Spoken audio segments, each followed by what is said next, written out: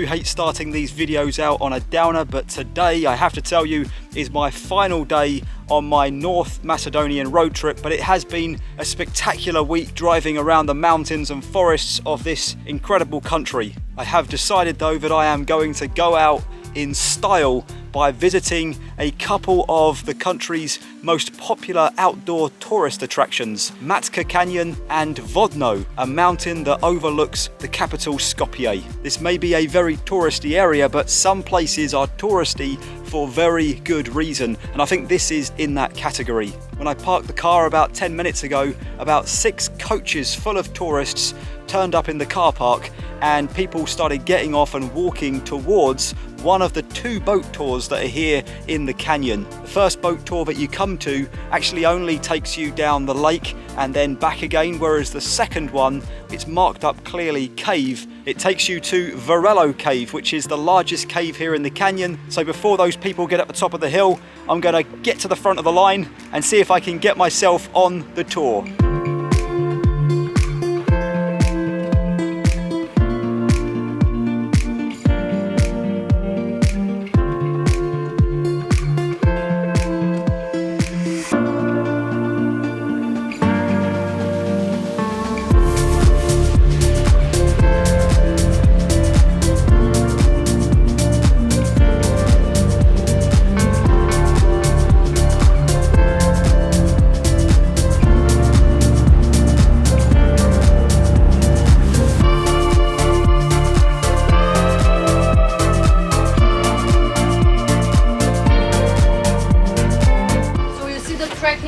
Rocks.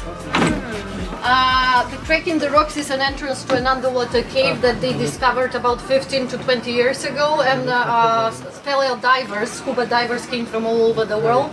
They dived there, discovered an entrance. The entrance is of course at the bottom of the lake, about 5-6 meters deep. They discovered that the underwater cave is about half a kilometer horizontal, and then it's vertical. So they went down first to 192 meters, then to 212, 230, 240. Polish diver Krzysztof Sternawski did the last divings about 2017, I think, and he reached 240, and he says that this cave is deeper than 300 meters. If they can prove it one day, because they haven't reached the bottom yet, it will be the deepest underwater cave in the world, but explored by man. When I say, deepest underwater cave, some correct me, they say, oh, the deepest underwater cave is in the Czech Republic, it's 450 meters, yes, but it's explored by submarine, by a robot. We're talking about exploration by living beings, by people. For the moment, it's the deepest underwater cave explored by man in the Balkan Peninsula, the second deepest in Europe, and one of the deepest in the world. Morning. But it's without the fence, so if there isn't a bad scenario, it's your cat. I don't know, some of the boatmen have. The boat tour lasts for 1 hour and costs 500 Macedonian dinar, which is about £7 sterling or about €8. It takes you along the canyon, and whilst you're on your way down, you get to see all of these magnificent views of the mountains and canyon walls and forests in the distance. We're about to head into the cave. I think the guy's turning the generator on for the lights so we can see as we walk around. I was expecting the boat to actually go inside the cave, but it turns out you get out of the boat, walk up about 30-40 steps, and then you head into the cave. Here we go. They take you to Vrelo, which is one of the largest caves in the area, and it has 2 lakes inside. One of the lakes is 8 meters, the other is 35 meters. The larger of the lakes has a depth of about 18 meters, and the rest of the cave just looks like it was created by some kind of artist. It is incredible to be inside and be able to take a look around. I'm only here for half a day, but it would be really easy to spend a whole day, maybe even 2, here in the canyon. And that's because there's so much to do and so much to see. We've got the large dam that creates the lake in the first place. We've also got around by the boat tours some restaurants and cafes where you can have a lunch or dinner, and a nice little garden area where you can just sit out and enjoy the weather, as long as the weather is not raining. What will easily use a load of your time up though is if you wanted to take a look at the immediate area around the canyon itself. So we have some monasteries on the mountainside, a number of them both sides of the lake actually, that you can hike up to. Some of them fairly straightforward, others a bit more challenging. There's also a whole load of hiking trails and walking paths, one of which will go in the direction of Vodno, which is where I'll be heading to this afternoon.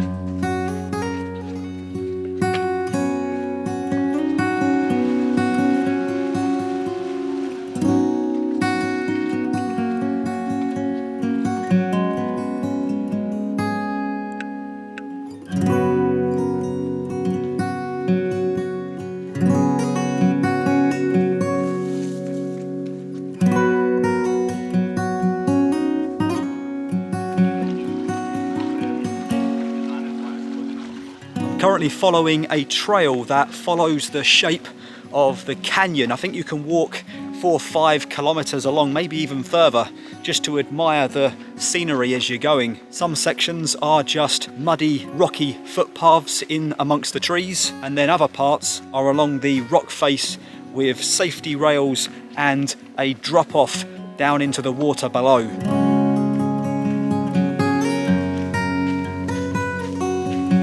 And as I'm walking along here, I thought I would say as well that from the drive this morning along from Tetovo to here at Matka Canyon, I passed an old bridge built in the 1840s, made of stone in a very small village. It was really good to see it. This is part of a section now with the safety rail, the rock on the left, and a drop off down there into the water. And we've got yet another tour boat. Although that looks like it may be either a private tour or someone has got lucky with very few people on board.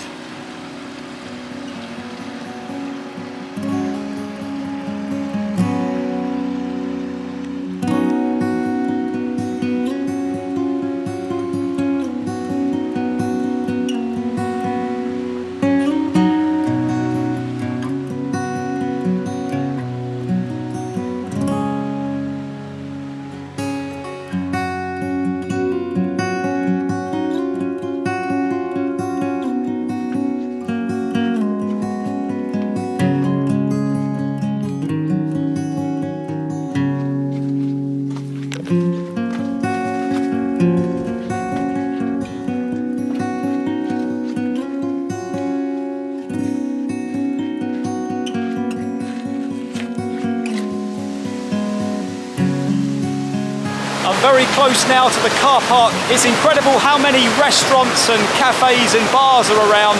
This would be an ideal spot, as I said earlier, to come and enjoy some food whilst you're hiking and enjoying the scenery. But right now, speaking of enjoying the scenery, I'm gonna just check out the last couple of minutes here. These rapids behind me are phenomenal. We've got a dog that's come to see me as well now. Hello, old boy. Probably want some food, but I've got no food for myself, let alone the dog, so I'm going to get back in the car, I think, and head to my final destination on this road trip.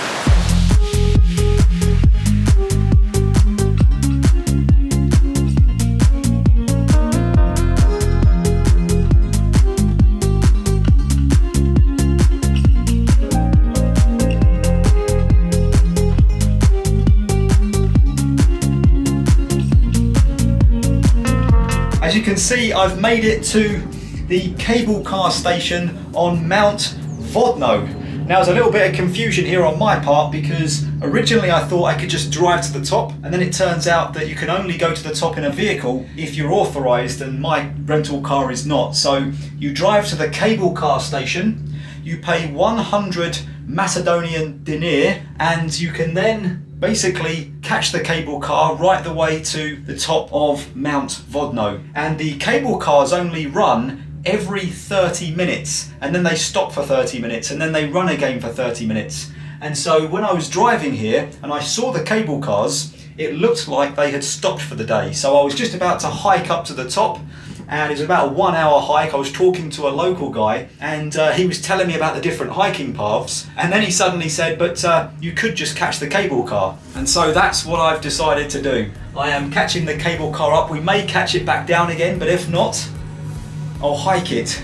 But this is hopefully going to be the ending that this trip deserves.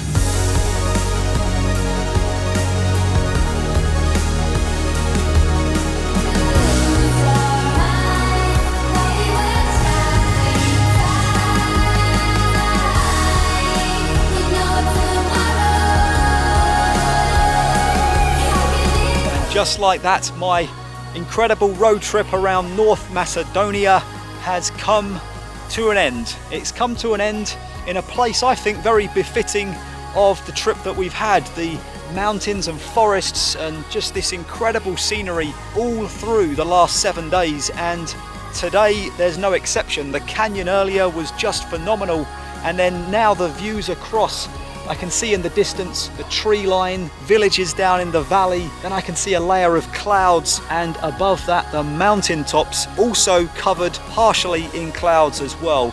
The mountain is 1,066 meters, by the way, so that is around about 3,400-ish feet. I'm doing the maths in my head there. And the cross behind me, you can see, was built in 2002. It's called the Millenium cross. You can see it from pretty much wherever you go in Skopje. You'll remember when I was down there exploring the city, we could look up and see it.